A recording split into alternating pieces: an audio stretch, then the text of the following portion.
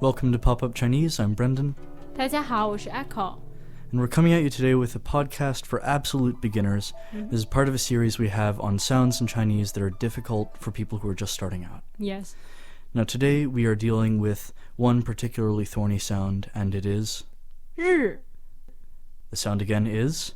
日 And this is written in Pinyin as R-I.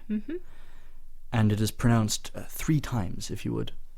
日日日 Now, there are some very common mistakes that people make with this. One is if they're not familiar with Pinyin, and they'll read it as if it were English.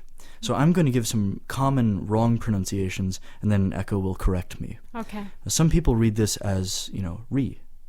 日 R is correct. Or other people know what R sounds like, but they get the vowel wrong, and they'll say r.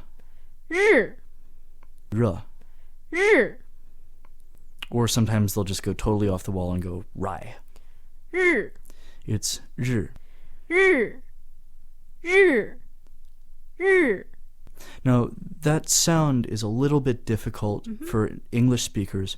Think of it as a French J, right? Your tongue is flat. It's not touching the top or the bottom of your mouth.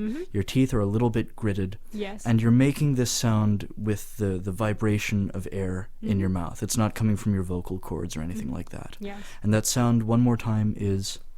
日日日 So now we're going to tell you what this means. And in this case, with 日, there's really only one word in common Chinese that this could be.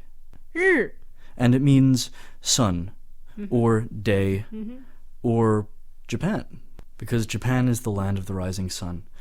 Now, we're going to take this character, this one syllable, and smack it together and form words. Words Okay. like Japan, 日本 or Japanese, the language.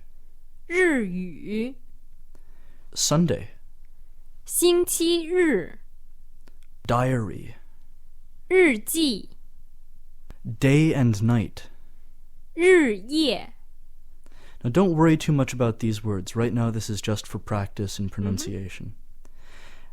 And we can take these words and make them into sentences. Yes. Like, Sunday, I'm going to Japan. 星期日我去日本 Now, can you hear that sound there? That sound is... 日 And so we have it in Sunday 星期日 and Japan.